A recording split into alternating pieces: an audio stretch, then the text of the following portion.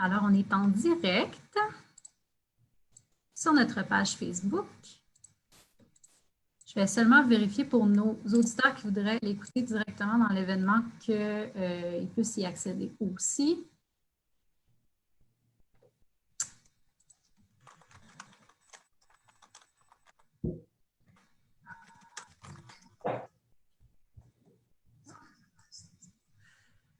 Ça.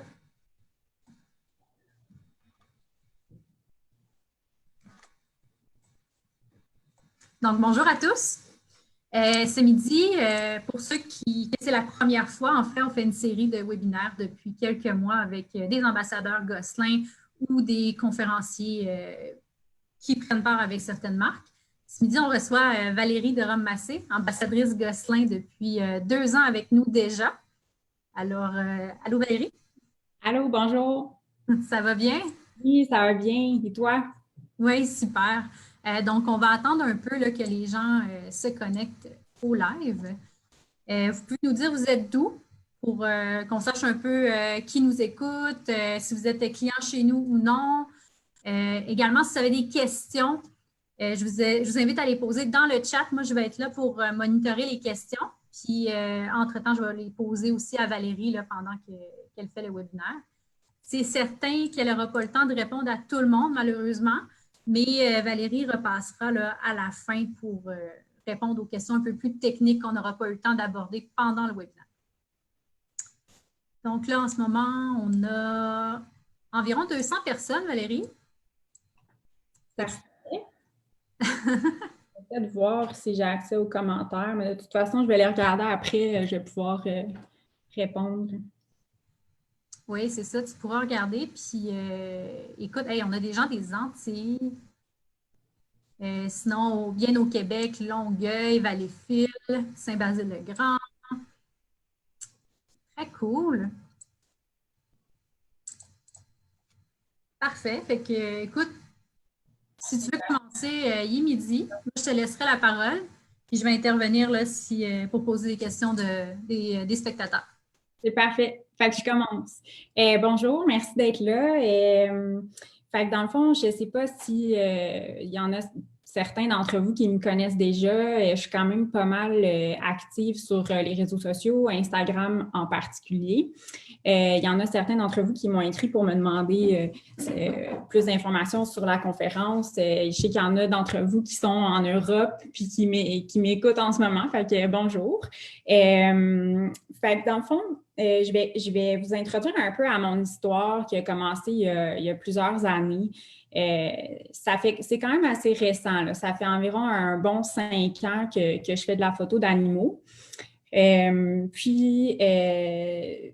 vais commencer à mes débuts il y a environ 5-6 ans. Donc, je suis tombée carrément sous le charme de la photo animalière. Je vais commencer d'ailleurs ma présentation que j'ai oubliée. Je vais faire un share Marie-Pierre. Ça sera pas long. Tu veux juste me dire si ça marche, OK? Pas de problème. Je fais un share screen. Oui, c'est parfait. Ça devrait débuter. OK. Parfait. Ça va aller mieux avec des images. Donc, il y a environ 5-6 ans, je suis vraiment tombée sous le charme de la photo d'animaux. C'est arrivé un peu par hasard dans ma vie, alors que j'allais faire des randonnées en forêt.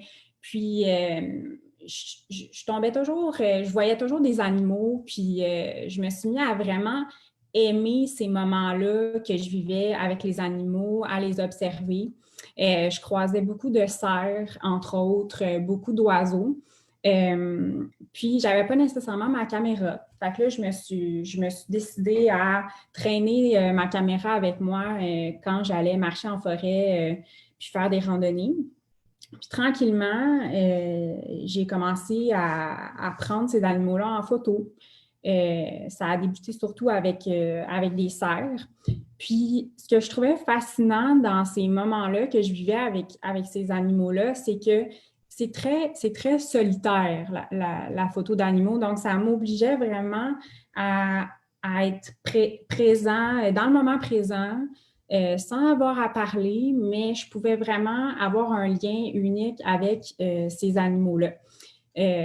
Puis, j'ai pris mes premières photos. Puis, ce qui m'a vraiment charmée là-dedans, c'est le regard des animaux. Fait que j'attendais toujours d'avoir l'animal qui se retournait vers moi. Puis, je le prenais comme un portrait qu'on ferait avec des humains. Donc, je passais beaucoup de temps avec eux, puis j'attendais le moment propice où l'animal était calme, détendu, et j'observais ses mouvements. Puis là, il me regardait directement dans les yeux, puis là, j'allais chercher cet instant-là où il y a une petite lumière dans les yeux, puis il se passe quelque chose entre nous deux. Fait que c'est comme ça que ça a débuté. Puis c'est vraiment un passe-temps qui m'a appris à être très patiente. Puis je pense qu'on manquera jamais, on n'aura jamais assez de patience pour pratiquer ce loisir-là parce que ça demande énormément d'observation, énormément de recherche sur le terrain pour trouver les animaux eux-mêmes. Donc ça, je dirais que ça a été ce qui avait été plus difficile au départ, de m'obliger à m'asseoir dans la forêt. Ça se peut qu'il y ait plu toute la nuit, puis que ce soit tout mouillé, mais tu restes là, puis t'attends, puis tu travailles sur toi-même, puis tu apprends à être patient pour attendre le moment parfait pour avoir ta photo. Donc au départ, c'était vraiment des rencontres plus par hasard, mais plus j'en faisais, plus je suis carrément devenue accro. C'est un peu comme une drogue et je me suis mis à aller chercher les animaux. Je me suis mis à lire beaucoup, beaucoup sur eux pour comprendre leur comportement. J'ai passé des jours, j'y allais à tous les jours. Je passais du temps avec les cerfs, assise dans un champ, à les regarder, voir comment est-ce qu'ils se promènent entre eux, c'est quoi leur comportement quand ils ont des petits bébés, quand c'est un mâle qui est tout seul, c'est quoi leur comportement, surtout en ma présence.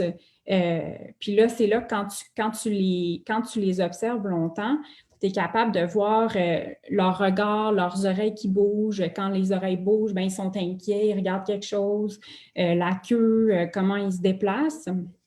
Puis, tout ça dans le but de respecter la règle numéro 1 dans la photo d'animaux, c'est le respect des animaux. Puis ça, je pense qu'on n'en parlera jamais assez, mais la meilleure photo du monde, ça vaut pas plus que le respect d'un animal, tu sais. Fait que, dans le fond, il faut toujours être certain que tu ne déranges pas l'animal, tu n'es pas trop proche de lui.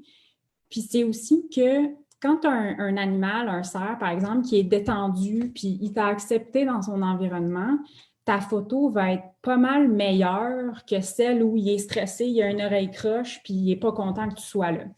Fait que ça, c'est en parlant de patience, ben il faut que tu arrives au point où l'animal t'a accepté, puis c'est comme si tu n'étais pas là. Fait que ça, c'est très important. Donc, c'est ça. Donc, patience. Ensuite, je vais vous amener tranquillement dans mon parcours. J'ai exploré beaucoup d'équipements différents dans les dernières années parce que la photo d'animaux, ça demande premièrement une compréhension de ton équipement total parce que c'est très, très, très technique. Puis, il y a aussi beaucoup d'enjeux comme le poids. Souvent, quand on a des gros zooms, c'est lourd, etc. Fait qu'il faut vraiment apprendre faut bien comprendre son équipement, mais il faut bien comprendre ses besoins parce que chaque animal est différent et souvent, comme pour les oiseaux en particulier, bien, ça va demander un équipement un peu différent de ce qu'on prendrait pour d'autres sortes de mammifères, par exemple. Donc, moi, la photo, ça a commencé il y a environ 10-11 ans. J'ai pas la photo d'animaux, mais la photo de base. Là, j'ai eu mon premier appareil il y a environ 10 ans.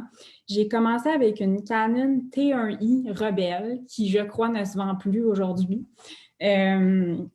Puis, tout ça pour dire que on peut faire avec ce qu'on a, là, c'est possible. J'ai commencé avec ça. Ensuite, j'ai changé pour son grand frère ou son cousin qui était la Rebelle T5i. Je ne crois pas qu'elle se vend encore.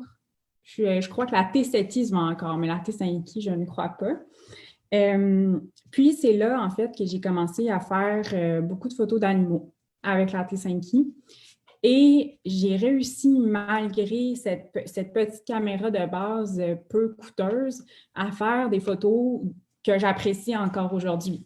Donc, ce n'est pas nécessaire de dépenser une fortune. Des fois, on peut faire du très bon travail avec une petite caméra de base. Donc, dans ce temps-là, il y a quelques années, j'avais la T5i. J'avais acheté la Sigma 1835, qui est un grand angle. Et c'était le seul objectif que j'avais sur ma T5i. Donc, ce qui est arrivé, c'est qu'en me promenant en forêt, puis en commençant à faire des portraits d'animaux avec un grand angle, ça m'a forcé à avoir un look d'image particulier. Parce qu'un portrait pris avec un grand angle, ça a une certaine distorsion dans l'image. On a l'impression d'être très, très, très proche de l'animal. Donc, c'est un peu le fruit du hasard, mais c'est devenu un peu ma signature parce que j'arrivais à m'approcher des animaux très, très proches avec un grand angle. Puis, ma série de portraits avait cette touche-là qui était particulière, qui était une photo prise avec un grand angle très proche de l'animal. Donc, dans ce temps-là, c'était principalement des cerfs. J'ai fait aussi des photos d'oiseaux dans la main. Donc, ça, c'était ma 1835 Sigma que j'ai adorée, que j'ai eue pendant plusieurs années. Ensuite, quand je me suis mis à faire beaucoup de photos d'animaux, j'avais besoin d'avoir un petit peu plus de rafale. Parce que les animaux, quand ils sont rapides, on ne veut pas perdre une seconde. Donc, j'ai fait des recherches, puis j'ai acheté la 7D Mark II, qui est encore vendue aujourd'hui, qui est un excellent boîtier. Donc, ça m'a permis d'avoir non seulement une meilleure rafale, mais ça m'a permis aussi d'avoir un autofocus beaucoup supérieur. Donc, j'étais capable d'aller vraiment focusser sur mon sujet en mouvement. Et j'avais encore dans ce temps-là ma 1835 Sigma. J'ai fait quand même plusieurs années avec la 7D Mark II. Je crois qu'aujourd'hui, elle est remplacée par la 90D. Ça se peut-tu? Je crois que oui. Hein?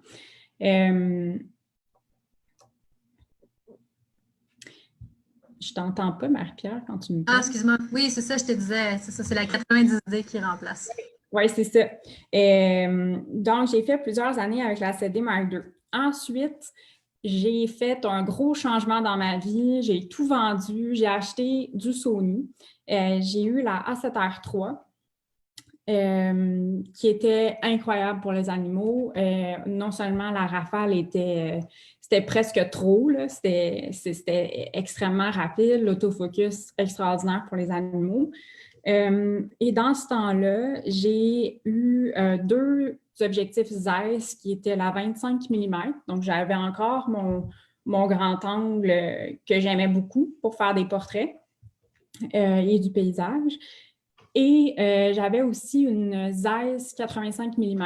Donc, dans des circonstances où le cerf était trop loin, bien, je pouvais le prendre à la 85. Par contre, ce qui est intéressant avec un grand angle, c'est que oui, on a le portrait de proche avec la distorsion qu'on peut faire, mais ce qui est tout aussi intéressant, c'est de faire une photo de paysage, mais avec l'animal qui est petit, placé au centre. C'est une photo qui est tout aussi bonne. Mais souvent, on veut s'approcher, mais il faut aussi se dire, oui, mais si je restais plus loin, quel genre de composition est-ce que je pourrais faire? Ça reste un portrait d'animal, mais c'est un portrait d'animal dans son contexte. Fait que ça peut être intéressant aussi de travailler avec des grands angles. J'ai eu aussi ensuite, après mon expérience Sony, je suis revenue à Canon. J'ai acheté la EOS R, qui est encore très vendue aujourd'hui, qui est juste ici. Je pense que j'ai une slide là-dessus d'ailleurs, qui est juste là. Donc, la EOS R, qui est un sans miroir. Puis, j'avais aussi, avec ça, j'ai retrouvé ce que j'avais avec la Sony A7R3, qui est le viseur électronique. Ça nous permet d'avoir l'image live dans notre œil directement. Donc, quand on change la vitesse d'obturation et tous nos paramètres, on a le résultat directement dans notre œil. Donc, ça fait en sorte qu'on gagne de précieuses secondes, surtout quand on a un animal devant nous. Donc, j'avais ça avec Sony. J'ai retrouvé la même chose avec le EOSR. Par contre, moi, ce que j'aime beaucoup de la EOSR par rapport à d'autres boîtiers qui offrent le même viseur électronique, c'est que l'image dans l'œil, elle est tellement nette, elle est tellement belle. Pour certaines personnes, c'est pas quelque chose qui est important, mais moi, ça change mon expérience. J'aime avoir une belle image dans mon œil directement. Donc, avec la EOSR, l'équipement que j'ai, c'est d'abord, j'ai la 50 mm, la Sigma 1.4 que vous voyez ici dans l'image.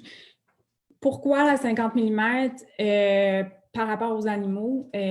Comme je disais, j'aime la distorsion que ça crée. Non, ce n'est pas un grand angle, mais ce que je remarque, c'est qu'en prenant un cerf en photo, même si c'est une 50 mm et non un grand angle, on a quand même un peu de distorsion qui rend ça intéressant. Alors que si on prenait un cerf en photo avec une 200 ou une 300 mm, ben c'est très, très 2D comme image. Le cerf, la photo n'aura pas le même look que si tu la prends à la 50 mm. Donc, entre autres, c'est pour ça que j'en ai une. Je crois qu'elle coûte environ 1 000 autour d'un 1 000 la Sigma 1.4. Donc, c'est tout de même raisonnable comme prix, puis c'est d'une qualité impeccable. Ensuite, j'ai également la 35 mm 1.8 qui est toute petite, qui pèse absolument rien. Elle est faite pour la R, donc pas besoin d'adapteur sur le boîtier. Ça rend ça encore plus léger. Je crois qu'elle vaut environ 600, pas plus que ça. Et la qualité, puis même si c'est 1.8, je sais que des fois on cherche une ouverture d'un 4 ou un 2, c'est un des meilleurs objectifs que j'ai, ça. Puis c'est le moins cher que je possède. Donc, des fois le prix, ça change pas l'image. Ensuite, j'ai aussi une 135 f2 dans des conditions où l'animal est un petit peu plus loin. J'ai aussi eu la Canon 200 mm f2.8 qui était une très bonne option aussi pour les animaux.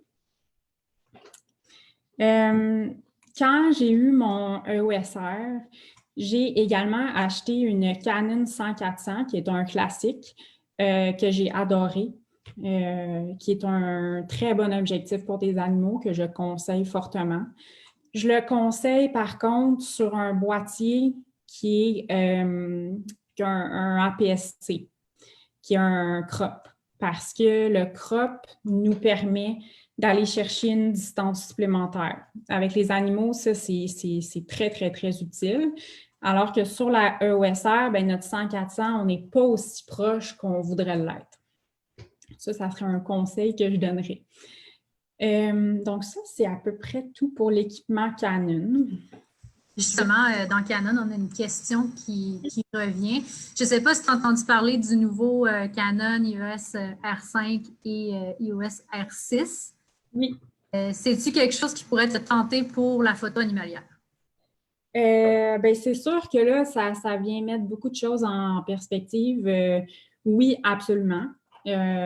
Surtout que je crois que la R6 est pas mal moins chère que la R5, donc ça reste une option quand même abordable. Il y a la reconnaissance de l'œil avec les animaux, si je ne me trompe pas. Je ne sais pas si c'est le R5 ou le R7. On me dit que c'est les deux. Donc, ça pourrait être vraiment bien. Absolument. Non, c'est sûr, moi, j'ai vraiment hâte que ça sorte, mais c'est pas tout de suite encore. C'est en pré-vente, mais ils ne sont pas encore accessibles. Mais en fait, ça m'amène je vais continuer un peu sur l'équipement. Je vais revenir une slide avant. Donc, Ça, c'est ma grosse décision de cette année. J'ai décidé de conserver mon EOSR et toutes les lentilles que je vous ai montrées tantôt pour faire, parce que je fais également du portrait puis de la photo plus dans le commercial, j'ai décidé de garder ça pour ça. J'ai décidé de m'ajouter un kit pour les animaux qui sont loin, donc des oiseaux, des renards en particulier. J'ai maintenant la Nikon D500 avec la 200-500. Ça, c'est vraiment le kit avec lequel je pars d'emblée maintenant quand je vais voir les oiseaux ou les renards. C'est très lourd, mais ça me permet d'avoir, c'est un boîtier premièrement qui est un APS-C, c'est un crop. Donc, j'ai un facteur de 1.3 en partant, je suis plus proche. 1.5, excusez-moi, pas 1.3. Puis, c'est une 200-500, donc ça permet d'aller encore plus loin. C'est tout de même raisonnable. Le prix, quand je dis raisonnable, ça dépend toujours du budget de chacun. La D500, je crois que le boîtier est 2000, puis la 200-500, c'est autour de 1750, il me semble. Donc c'est vraiment un combo. On dit que c'est le combo photo animalière dans un budget raisonnable. C'est ce vers quoi les gens vont. Donc, actuellement, je travaille avec ça. Ce qui m'a amené à faire ce choix-là, en fait, c'est que je vais beaucoup vers les oiseaux depuis quelques mois. C'est quelque chose qui m'attire énormément. Puis, je n'étais pas équipée nécessairement pour le faire parce qu'avec la EOSR et la Canon 100-400, je pouvais faire des photos d'oiseaux, mais même si j'allais cropper dans la R, je crois que c'est 30 mégapixels, j'allais cropper, je n'étais pas encore assez proche. Puis, il y a aussi un autre élément, c'est que quand on est zoomé à ce point-là, notre sujet, c'est un oiseau, puis qu'on est obligé d'aller cropper dans notre image pour aller chercher, pour aller cadrer sur l'oiseau, l'arrière-plan ne va jamais être aussi flou que si je suis vraiment plus proche de l'oiseau. Je ne sais pas si c'est clair ce que je dis. Mais ça fait vraiment une bonne différence au niveau de l'image. Alors que la Nikon D500, comme je suis plus proche, en plus avec mon facteur 1.5 du boîtier de la D500, ça me fait un arrière-plan qui est tellement, j'allais dire soft, là, mais tellement doux, tellement flou. Peu importe ce que j'ai derrière moi, ça va aller chercher les couleurs, ça va faire ressortir vraiment le sujet. Ça, c'est l'expérience que j'ai à date avec ça. Je pense que j'ai fait le tour pour l'équipement.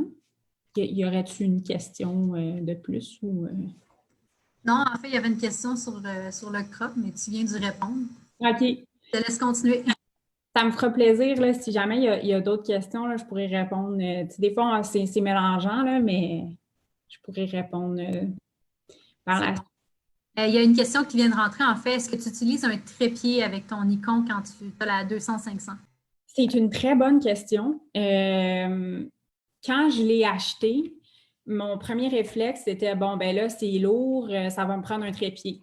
Puis ça a pas pris 3 minutes au parc proche de chez moi pour voir les oiseaux. J'ai enlevé le trépied, je l'ai serré dans mon sac. La raison, c'est que tu es tellement limité, puis un oiseau, ça bouge tellement vite que moi avec l'expérience que j'en ai, j'aime pas ça. Donc, je n'utilise pas le trépied.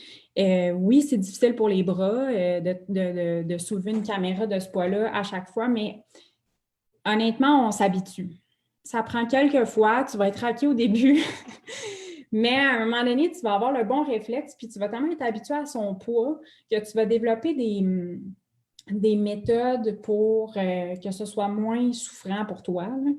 Mais je pourrais en parler plus parce que ça n'a pas été lancé encore, mais je vais faire un cours en ligne sur les oiseaux avec Gosselin. Puis, je pourrais peut-être parler un petit peu plus en détail de mes méthodes parce que ça prend vraiment une recette pour faire des photos d'oiseaux, là. C'est pour s'habituer à un poids de boîtier de lentilles comme ça prend une certaine technique. Donc, je pourrais peut-être élaborer un petit peu plus là-dessus. Super. Et une dernière question matérielle parce qu'on veut voir un peu de contenu sur la photo en tant que telle aussi. Est-ce que la focale à 5.6 de la 200-500 qui est fixe te limite parfois dans tes photos? Pour l'instant, non. La raison, c'est que je m'arrange pour sortir, pour faire mes sorties photos quand je sais que j'ai suffisamment de lumière.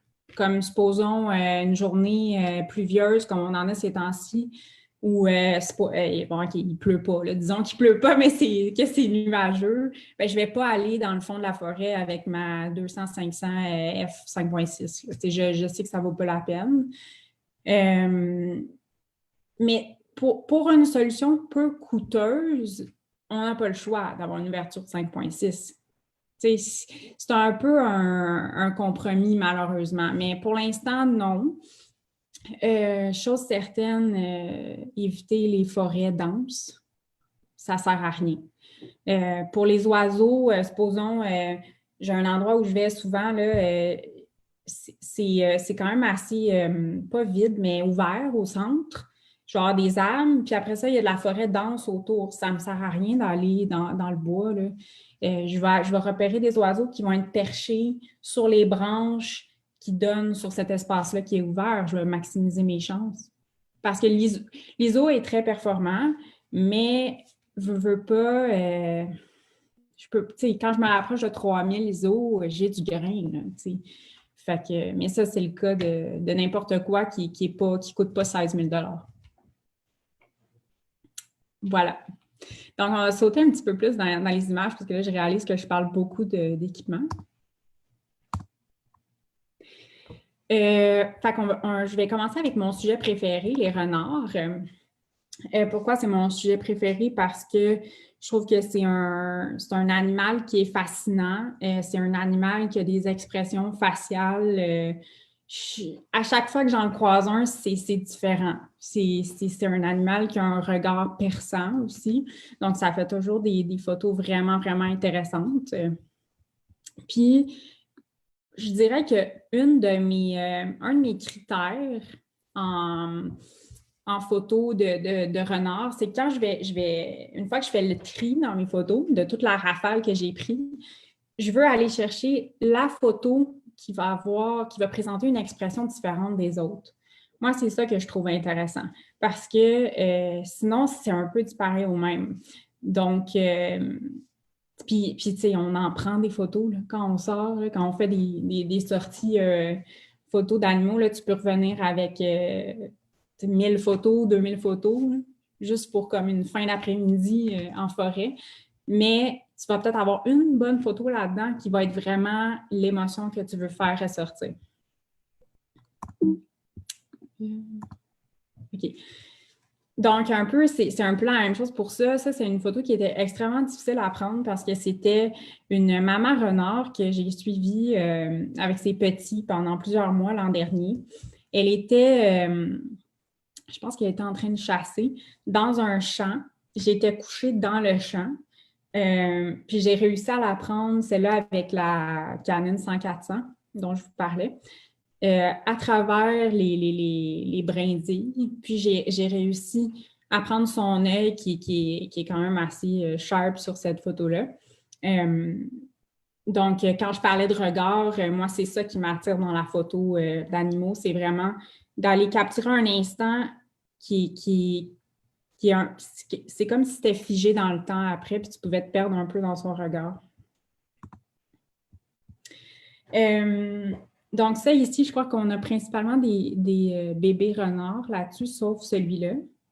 C'est tout des bébés. Oui, c'est tout des bébés. Ça, c'est aussi assez... ça, c'est vraiment quelque chose que j'aime faire parce que des bébés renards, c'est la chose la plus cute à regarder, là. Donc, j'ai eu la chance d'en faire beaucoup dans la dernière année et demie, je dirais. J'ai réussi à repérer une tanière, puis j'y retournais plusieurs fois par semaine. Puis, j'étais capable plus je passais du temps avec eux, plus j'étais capable de comprendre leur comportement. Puis, en comprenant leur comportement, j'étais capable d'anticiper leurs mouvements.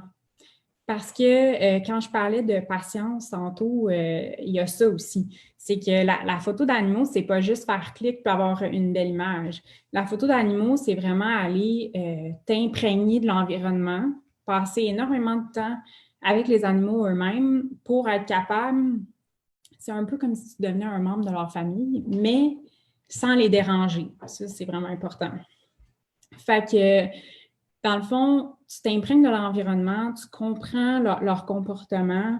Leur comportement change aussi dans l'année. Quand ils ont des petits, quand ils n'en ont pas, etc. Puis, tu vas être capable de savoir à tel moment de la journée, le renard, il va passer de là à là. Donc, quand tu te mets à les connaître à ce point-là, tu es capable d'aller te positionner au bon endroit. Puis ça va maximiser tes chances d'avoir une meilleure photo. Autre point vraiment pertinent, puis ça m'a pris vraiment beaucoup de temps avant de travailler sur moi-même et d'être patiente, c'est quand j'arrive à un endroit, je vois un animal, avant de faire clic vite, pour être sûre de ne pas pas manquer ma photo, je me dis non, ça ne vaut pas la peine de se presser. Tu te couches au sol, tu prends le temps qu'il faut pour que l'animal t'accepte sans le déranger et tu attends les conditions optimales pour prendre ta photo. Fait que ça veut dire, conditions optimales, ça veut dire pour moi, ça veut dire 3 choses. Ça veut dire l'animal est confortable en ma présence. Ça, c'est facile de voir dans son comportement, avec ses oreilles, avec ses mouvements, avec son regard. Tu vas le savoir quand il va t'avoir accepté puis tu ne le déranges pas. Critère numéro 1. Critère numéro 2, c'est la lumière. Si ta lumière n'est pas bonne, ça ne sert à rien de faire clic. Ta photo, elle ne sera pas belle. Tant qu'à avoir une pas belle photo, moi, personnellement, j'aime mieux pas la prendre. Donc, ça, c'est mon critère numéro 2. Et critère numéro 3, puis ça, c'est vraiment venu au fil du temps. Moi, je suis passionnée par les couleurs, les textures qu'on a dans une forêt. Puis d'un environnement à l'autre, ça change énormément. Comme ici, on peut voir, on était dans un champ au printemps, donc il n'était pas doré, il y avait encore un petit peu de vert. Ici, c'était comme une étendue de sable, un peu couleur brune, couleur sable. Ici, dans une forêt avec des belles feuilles vertes. Ici, je crois que j'étais... en tout cas, il y avait clairement des feuilles orangées, là. Donc, d'un environnement à l'autre, les couleurs, les textures changent. Donc, je reviens à mon critère numéro 3. Bon, on avait attendre que l'animal soit confortable. Deuxièmement, attendre que la lumière soit optimale. Troisièmement, attendre qu'il soit positionné dans un contexte qui va bien sortir en photo. Fait que ça, c'est une belle couleur d'arrière-plan avec des belles textures. Donc, si j'ai l'animal devant moi, mais qu'on est au printemps, il n'y a pas de feuilles dans les arbres, en arrière de lui, c'est des vieilles branches grises dans une lumière de midi, dans un soleil de midi. Mais moi, ça ne m'intéresse pas. Fait que je ne prends pas la photo. J'attends que le soleil tombe, je me déplace ou j'attends que l'animal se déplace, puis là, clic, j'ai ma bonne photo. Donc, voilà pour ça. Je vais changer de... Je pense que j'avais un petit vidéo aussi. Mais je vais d'abord parler de cette photo-là. Ça, je crois que c'est un de mes moments préférés, en tout cas dans la dernière année. C'est la même maman renard dont je vous parlais là, ici, celle-ci, mais en hiver. Puis là, en hiver, ben, quand on parlait de patience tantôt, là, ça va en prendre plus l'hiver parce que non seulement ça prend la patience pour chercher les animaux, attendre sur place le bon moment, mais il fait froid aussi. Là. Fait que c'est vraiment c'est des enjeux différents, c'est des circonstances différentes. Et cette journée-là, ça faisait plusieurs fois que j'y allais puis j'en trouvais pas. Je ne trouvais pas le dit renard. Là. Puis ça faisait des heures que j'étais habillée en ours polaire, que je me traînais par terre en pensant avoir vu quelque chose. Puis finalement, c'est toujours comme ça. Fin de journée, je me dis, ah bon, c'est pas grave, c'est pas aujourd'hui que ça se passe. Je reviens, j'étais sur mon chemin du retour. Puis qui ne sort pas d'un banc de neige, ben c'est le renard que je cherchais. C'était un moment vraiment unique parce que au moment où le renard est sorti, il y a une tempête de neige qui est arrivée de nulle part avec des rafales puis de la neige qui revolait. Puis là, tu avais ces deux yeux-là qui me regardaient de loin. C'est vraiment unique comme moment, là. Ici, on a d'autres photos aussi de ce moment-là. Je crois que j'avais un petit vidéo de renard que je pourrais peut-être mettre avant qu'on change d'animal. Je vais l'enlever. Ça, c'est un petit bébé renard été 2019, donc l'été dernier. Justement, là, Valérie, sans vendre le punch de ton spot à photo, là. Je t'entends pas, Marie-Pierre. Est-ce que tu m'entends? Non.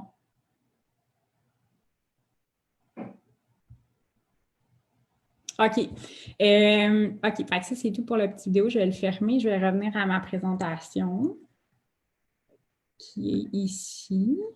OK, fait que pour résumer, là, les renards, comment se préparer?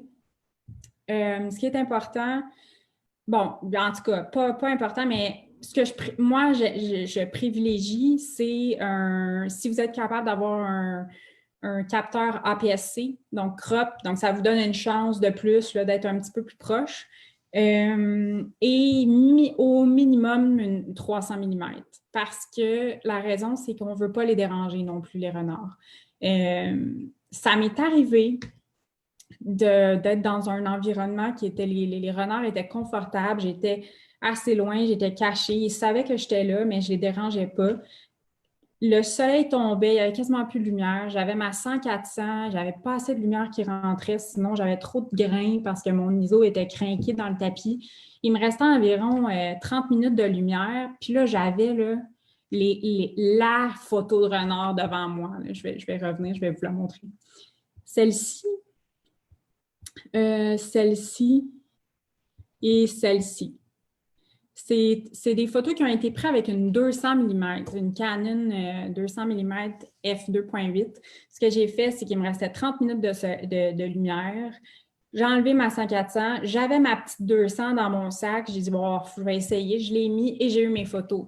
Donc, ça m'a permis d'étirer un petit peu la soirée.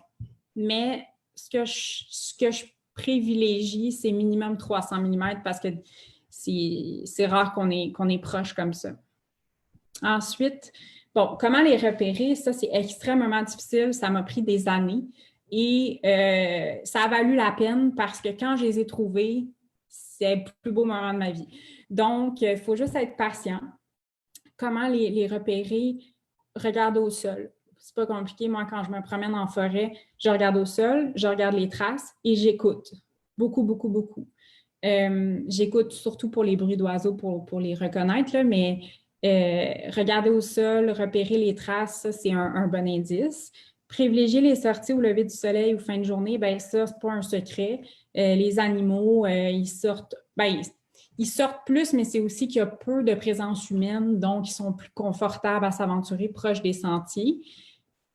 Principalement, le renard, il soupe. En passant, le renard soupe à la même heure que nous le soir. Donc, ce qu'il va faire, c'est que le renard, il fait son épicerie environ vers 5-6 heures quand le soleil commence à baisser. Si c'est proche d'une zone urbaine, il va se promener le long des routes. Puis c'est carrément comme s'il y avait un petit panier d'épicerie quand il voit des petits écureuils morts ou des petites souris ou des oiseaux que les voitures ont frappés, bien, il les met dans son panier d'épicerie, puis ça, c'est son souper. Sinon, si ce n'est pas dans une zone urbaine, il va aller chasser à cette heure-là. Donc, un truc qui est quand même pratique, puis moi, qui m'a permis de trouver une tanière, c'est, premièrement, il ne faut pas aller à 1000 places en même temps, ça ne sert à rien. Focussez sur un endroit, un parc. Et si vous tombez sur un renard, retournez-y. Puis regardez, observez c'est quoi les patterns, c'est quoi les déplacements du renard. Puis à un moment donné, si vous êtes chanceux, vous allez comprendre quand il chasse son souper, c'est où qu'il va le porter. Puis la saison des bébés, là, c'est à partir d'avril, mi-avril environ. Donc, ça, c'est une bonne façon d'en trouver. Puis, évidemment, ici, dernier point, chercher dans des lieux où sa nourriture est abondante. Ça, c'est clair. Le renard, il mange des canards, des lapins, il mange des oiseaux. Donc, aller peut-être dans des parcs où il y a une présence de nourriture importante là, pour lui. C'est tout pour les renards. Les cerfs, ben, je vais regarder l'heure. Est-ce que je parle trop? Non, hein, je pense. Non, c'est beau. OK. Donc, les cerfs, ça, c'est mon premier amour. C'est comme ça que mon histoire avec la photo d'animaux a commencé. Comme je disais tantôt, ben, j'ai commencé vraiment avec une Sigma 1835, là, donc grand angle. Et j'approchais les cerfs quand même beaucoup. Ça demandait des heures et des heures, là. Je retournais souvent aux mêmes endroits parce que je me mettais à connaître les familles de cerfs puis vraiment anticiper leur déplacement. Donc, quand j'en trouvais, je me plaçais au sol, un peu la même technique qu'avec les renards, là. Je me plaçais au sol, je rampais tranquillement. Puis là, je regardais leur comportement. Est-ce que leurs oreilles bougent? Est-ce qu'ils sont gênés par ma présence? Puis, à un moment donné, tu le sais que l'animal t'a accepté. Donc, c'est comme ça que je faisais mes approches. Je crois que ça a tout été pris avec des grands angles, sauf celle-ci a été prise avec une 50 mm. Mais on sent quand même si ce n'est pas un grand angle, on sent quand même qu'on est proche. Ça amène quand même une certaine distorsion. Puis il y a juste peut-être celle-ci qui a été prise. Non, même pas, je pense. Ben, ça a été pris avec une 35 mm, celle-là. Donc, quand je disais que des fois, c'est intéressant on n'est pas obligé de s'approcher, là. Puis surtout, s'il y a un petit bébé, ben, il ne faut pas s'approcher quand il y a des petits bébés comme ça. Donc, tu restes plus loin, tu le cadres dans son environnement, puis ça peut être une photo intéressante aussi à faire. Cette petite face-là de renard, je ne me tanne pas. Donc, les derniers points, comment résumer, bon, comment les repérer. Encore une fois, c'est pas un secret, reconnaître les traces. Mais reconnaître aussi les traces fraîches, là. Quand tu as un chemin de terre, ben, tu vas être capable de voir s'ils sont fraîches ou pas. Puis généralement, les cerfs, c'est pas des animaux qui se déplacent rapidement, là. Fait que si tu trouves des traces fraîches, ben c'est probable qu'ils soient pas très loin. Fait que ça, c'est un point qui est important. Chercher dans des lieux calmes avec peu de présence humaine. Veut pas, les cerfs, ça les stresse, là, les humains. Donc, ça ne sert à rien d'aller dans des parcs avec plein de monde, là. En tout cas, c'est peu commun d'en trouver. Comment se comporter? Éviter de faire du bruit et des mouvements brusques. Et ça vaut pour n'importe quels animaux jusqu'à la petite mésange et les petits oiseaux, là. Donc, éviter de faire du bruit. Un truc vraiment utile que j'ai trouvé dans les dernières années, c'est, supposons que tu marches dans un sentier de gravelle, ou de la petite roche fine, ça fait du bruit. Mais souvent, à la bordure du sentier, il y a de la terre avec du gazon. Mais marche là à la place. Tes pas ne feront pas de bruit, mais vraiment aucun bruit, là. Quand tu marches sur de la terre ou du gazon, là, c'est silence total. Donc ça fait une grosse différence. Éviter les mouvements brusques. Aussi, chose pertinente avec les cerfs, se placer contre quelque chose, comme se placer devant une silhouette, comme disons un arbre. Si tu te places devant un arbre, parce que c'est connu avec les orignaux dans le fond, ils détectent leurs prédateurs avec des silhouettes. Donc, si tu te places contre un arbre, ils ne te voient pas. Donc, c'est un peu la même chose avec les cerfs. Ça, ou bien te placer au niveau du sol. Ne pas s'approcher en ligne droite, parce qu'il n'y a rien de pire. Un prédateur, ça s'enligne vers toi comme ça, tandis que si tu approches avec des zigzags, ben, tu vas moins l'effrayer. Puis s'abaisser au sol, évidemment. Je pense que c'est tout pour les serres. J'ai un petit vidéo, je pense. Je vais juste le trouver.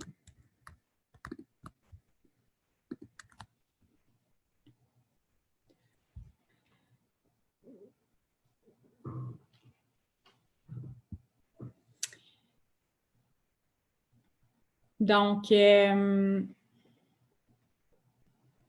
y a aussi, quand je parlais de chercher des couleurs et des textures d'arrière-plan, puis de marcher en zigzag, bien, c'est pas juste pour ne pas l'effrayer, mais c'est aussi parce que quand tu marches dans une certaine direction, les animaux au loin vont se déplacer dans une autre direction. Fait que ça te permet d'aller te déplacer un peu sans les déranger, de déplacer les animaux pour avoir l'arrière-plan voulu. Fait que ça, c'est une autre technique aussi quand on les approche, là, d'anticiper qu'ils vont bouger dans telle direction. OK. Donc, je reviens à ma présentation. Les écureuils, c'est juste un bref. Ça ne sera pas très long parce que j'en ai pas fait énormément. Je trouve que c'est un animal qui me stresse beaucoup parce qu'il bouge vraiment vite. Donc, je n'ai pas encore énormément d'expérience avec ça. Cette photo-là à droite a été prise avec un grand angle, donc avec la Sigma 1835. J'ai repéré une sortie de tanière, je me suis couchée au sol et j'ai attendu que les écureuils montent sur cette petite branche-là. Donc ça, c'était quand même assez simple. Puis évidemment, ben, monter sa vitesse, c'est sûr que on n'a pas le choix là, si on veut avoir une image qui est sharp puis qui est. Donc, c'est pas mal tout pour les écureuils. J'ai pas grand-chose à dire, je voulais juste vous le montrer. J'ai mon son sur mute. Est-ce que là, ça marche? Est-ce que tu m'entends bien? Moi, toi, je t'entends pas, par exemple. Je peux-tu continuer? Oui, OK. Donc, désolée pour ça. Donc, ça, c'était les écureuils. Les oiseaux, ma récente passion, c'est surtout ça que je vais voir cet été parce que c'est quand même récent. J'en ai toujours un peu fait, mais cet été, j'ai vraiment poussé ça plus, surtout depuis que j'ai ma Nikon, mon kit Nikon, là, dont je vous parlais tantôt. Puis d'ailleurs, c'est ça, je vais donner un cours en ligne là, qu'on va annoncer bientôt où je vais pousser un petit peu plus là-dedans. Puis s'il y a des questions plus techniques aussi, je pourrais y répondre à ce moment-là. Donc, c'est sûr que quand je parlais de en apprendre plus sur les animaux, ben dans le cas des oiseaux, si on veut faire des belles photos d'oiseaux, on n'a pas le choix de, les connaître, mais surtout les reconnaître au son. Ça, c'est un défi, mais ça va vraiment vous permettre d'avoir les photos que vous voulez. Donc, pour ce faire, c'est sûr qu'il existe plein de sites, puis j'en parlerai dans le cours que je donnerai, mais un site que j'aime beaucoup, c'est eBird, donc ebird.com. C'est un site qui répertorie toutes les observations d'oiseaux partout dans le monde. Puis ce qui est extraordinaire avec ça, c'est que vous pouvez trouver des hotspots d'oiseaux pas loin de chez vous. Moi, j'en ai trouvé un à 5 minutes de chez moi. Je ne savais même pas que ça existait, puis j'y vais souvent là. Donc, ça, c'est fort utile, surtout qu'on peut, premièrement, découvrir de nouvelles sortes d'oiseaux, mais il y a des extraits audio, fait qu'on peut les reconnaître au son. Donc, ce qui se passe, c'est quand je pars avec ma caméra, truc numéro 1 qui est bon aussi pour les renards ou pour toute sortie photo pour des animaux, c'est quand tu sors, premièrement, ta caméra n'est pas dans ton sac quand tu marches. Ça ne sert à rien, une caméra dans un sac. Donc, garde ta caméra dans tes mains. Oui, c'est lourd. Tu peux te mettre une sangle, tu peux l'accrocher sur ton épaule, c'est moins pire. Prépare d'avance tes paramètres.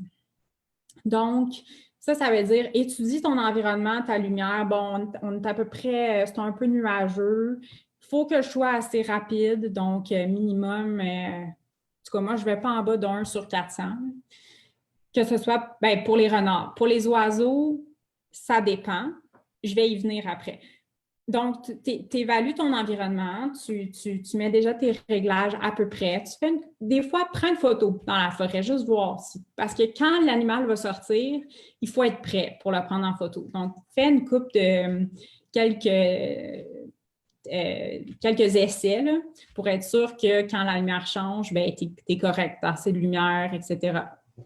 Donc, pour les oiseaux, tu as ta caméra qui est prête, tu t'aventures en forêt. Puis, ce qui est fort utile, c'est d'être capable de les reconnaître au son. Parce que quand tu les reconnais au son, bien là, tu vas dire, OK, bien là, j'ai un cardinal pas loin. Tu vas connaître un petit peu plus son comportement aussi en lisant sur lui et en l'observant souvent. Fait que tu vas être capable d'aller le trouver avec ta caméra. Puis de savoir, bien, c'est un oiseau qui n'a pas peur de la présence humaine. Donc, je sais qu'il ne va pas s'en aller d'une seconde à l'autre. Est-ce que c'est un oiseau qui bouge rapidement? C'est-tu un colibri? Ou est-ce que c'est un oiseau qui est réputé pour, une fois qu'il est installé sur sa branche, bien, il va bouger un petit peu, mais il ne va pas changer d'une branche à l'autre comme les parulines, par exemple, qui bougent sans arrêt et qui sont super difficiles à photographier. Donc, en sachant ça, supposons que j'ai un oiseau qui est réputé pour ne pas bouger trop vite, bien, je peux baisser un petit peu ma vitesse. Mais moi, normalement, pour colibri, ma vitesse, c'est 1/1600 minimum. Pour les oiseaux qui bougent vite, ça va être 1/1250 minimum. Mais quand j'ai un oiseau qui est plutôt calme et pas trop volatile, je vais descendre, je dirais, minimum 1/640. Ça m'arrive d'en prendre à cette vitesse-là, puis tout se passe bien. Je n'ai pas de photos floues, je n'ai pas de photos manquées. Donc, c'est important de connaître ce qu'on prend en photo. Ça m'amène un peu à dire ça. Autre truc, si vous voulez commencer la photo d'oiseau puis vous ne savez pas comment vous y prendre, installez-vous des mangeoires dans votre cour. Installez-vous un abreuvoir à colibri parce que ça va vous permettre ils vont être proches de chez vous, vous allez pouvoir les observer plus longtemps, vous allez pouvoir comprendre leur déplacement en vol, puis vous allez pouvoir vous pratiquer de votre salon. Fait que ça, c'est vraiment...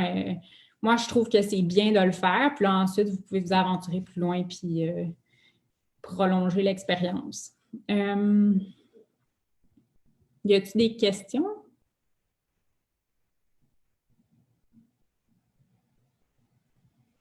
Si j'ai fermé mes haut-parleurs, fait que tu m'entends pas? Ah, c'est toi que j'entends pas. Là, tu m'entends-tu? Ouais. Ah, c'est ça, exactement. Donc, ouais, ben c'est ça, il reste une dizaine de minutes, Valérie. Je ne sais pas, tu es rendue où dans ta présentation? Fini. Je pense qu'il me reste une slide. Oui, j'ai quasiment fini. Fait que dans le fond, le colibri, oui, c'est ça. Vous pouvez vous installer un abreuvoir à colibri chez vous. Pour le colibri, moi, je dirais, je ne connais pas de truc magique, mais c'est vraiment la meilleure façon de faire des photos. Ici, bon, ça, c'est ma série d'images de mes anges sur la main que j'ai fait avec beaucoup avec des grands angles, entre autres la Sigma 1835 que j'ai vue pendant longtemps. Puis toujours dans l'optique de chercher différentes textures et différentes couleurs d'arrière-plan. Ça, c'était mon but numéro 1 parce que sinon, ça devenait trop redondant. Donc, j'allais chercher différentes saisons. L'hiver, c'est différent. L'automne, même si ton arbre n'est pas cher et il est juste flou en arrière, ça fait tellement des belles couleurs. Donc, il y a ça. Puis, tu sais, chercher différentes textures comme cette photo-là ici en bas, c'est le reflet d'un lac en arrière. Donc, tu sais, il faut être un peu créatif puis essayer Moi, ce que je trouve fascinant, c'est que le sujet est important, mais l'arrière-plan est tout aussi important. C'est ça qui fait qu'une photo est intéressante. Je crois que je termine bientôt. Ah, j'ai un petit vidéo de colibri là, qui dure quelques secondes que je vais vous montrer.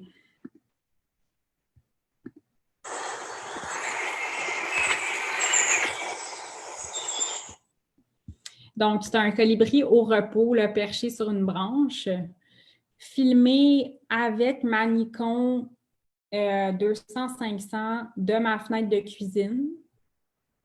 Oui. Donc, c'est possible. C'est possible de faire des choses comme ça. Donc, c'est tout pour le petit colibri. Je reviens à ma présentation. Où es-tu? Ici. Ça, c'est un urubu à tête rouge sous la pluie. C'est un moment assez unique que j'ai vécu il y a seulement quelques semaines. C'est un oiseau assez, probablement il est très gros, là, il est présent. J'étais dans un petit lac très reculé dans les Laurentides parce qu'il y a des nids de hérons. Donc, je cherchais des hérons, puis finalement, je suis tombée sur ça, là. Donc, c'était un très beau moment, là. Il fait un peu peur, mais c'était un beau moment. OK, je crois qu'on... Ouais, ça, c'est ma dernière slide, là, fait que je ne parlerai pas plus. Donc, quoi privilégier? Distance focale d'au moins 400 mm pour les oiseaux. Si vous pouvez, un capteur APS-C parce que ça vous donne une longueur d'avance. Se camoufler, quelque chose que je fais depuis récemment, pas longtemps. C'est bon pour n'importe quels animaux, mais pour les oiseaux aussi.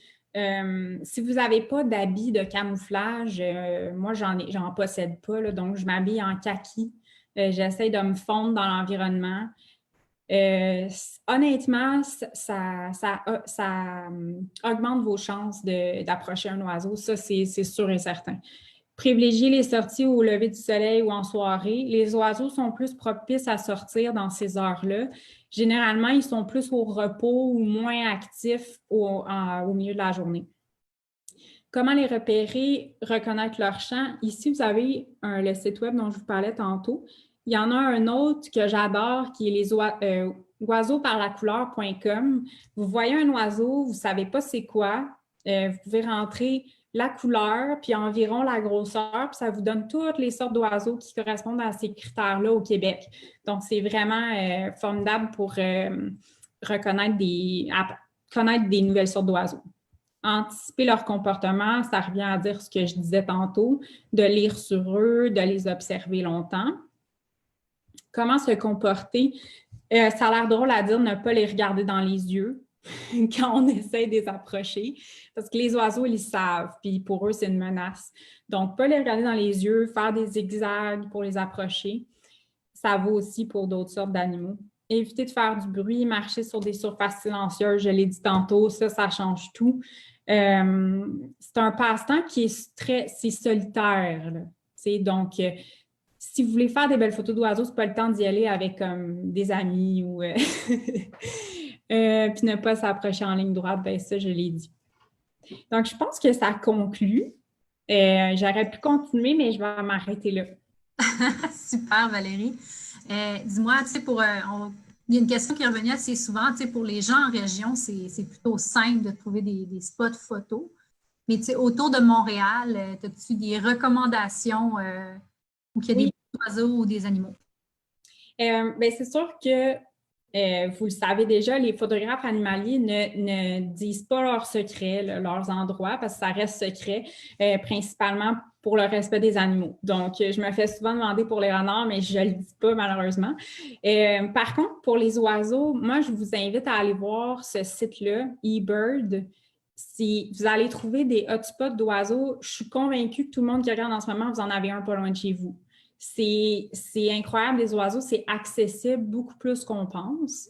Donc, ça serait pour les oiseaux. Pour autour de Montréal, commencez avec les parcs La CEPAC. Encore une fois, restez pas proche des routes où il y a beaucoup de gens. Ça, c'est certain. Sinon, échangez avec des gens. Des fois, vous seriez surpris. Les gens, ils vont vous dire c'est où les parcs où on peut voir des animaux. Donc, ça serait ça. Mais c'est dur de répondre à ça sans dire exactement. C'est normal que tu ne veuilles pas vendre tes spots là aussi. Aussi, honnêtement, je pense principalement c'est pour le respect des animaux parce que c'est un bébé renard, c'est pas une attraction touristique, là. On veut pas qu'il soit. Donc, c'est principalement pour ça, mais c'est certain qu'il y a des parcs le plus sauvage, le mieux. Il y en a plein autour de Montréal, autour de Québec surtout, là. Mais pour les oiseaux, moi, je vous invite à regarder ça. Puis en trouvant des hotspots d'oiseaux, ça va peut-être devenir vos endroits favoris pour aller faire des randonnées. Puis vous allez probablement voir d'autres sortes d'animaux, pas juste des oiseaux. Super. Puis je pense qu'on a le temps pour une dernière petite question là, avant de terminer. Quand on parle de post-traitement, Oui. quel logiciel tu préfères? Puis en général, tu passes combien de temps sur une photo? D'ailleurs, dans le cours en ligne que je vais donner sur les oiseaux, il va y avoir une portion sur la retouche photo qui, je trouve, est très importante, en tout cas pour moi.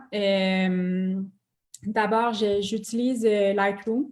Ça, c'est sûr, c'est le seul logiciel que j'utilise. Photoshop, c'est quand même rare, là. C'est vraiment si Adobe Lightroom ne me permet pas de faire un petit touch-up ou quelque chose, ben là, je vais importer ensuite dans Photoshop. Combien de temps? Je dirais, meilleure ta photo est, moins de temps tu vas passer dans ta retouche. Donc, ce qui est important, c'est d'avoir une belle lumière, des belles couleurs. Si les conditions sont là, ton image est pratiquement finie. Ce qu'on fait après ça dans Lightroom, c'est qu'on va aller rehausser certaines couleurs, certains contrastes pour améliorer ce qui est déjà là, mais pas pour créer quelque chose qui n'existe pas. Moi, ça, c'est pas mon genre d'image. Puis, je dirais que plus j'avance dans la photo d'animaux, moins c'est long retoucher. T'sais, il y a 4-5 ans, je pouvais passer 45 minutes, 1 heure sur une image, mais maintenant, c'est une histoire de 10 minutes, là. C'est même pas, là. Fait que je pense que ça répond à la question. Ça répond super bien. Merci beaucoup. Puis, ben, je vais terminer tout ça en te remerciant, Valérie, d'avoir pris le temps de nous présenter tes secrets pour la photo animalière. Et merci à vous. Aussi, tu mentionnais que tu vas donner un cours en ligne avec nous sur la photographie d'oiseaux, enfin une introduction à la photographie d'oiseaux. Les inscriptions vont être lancées plus tard cette semaine sur notre page Facebook et notre site Internet. Donc, avis à tous pour pouvoir participer à ça. Ce sera en ligne d'ici vendredi.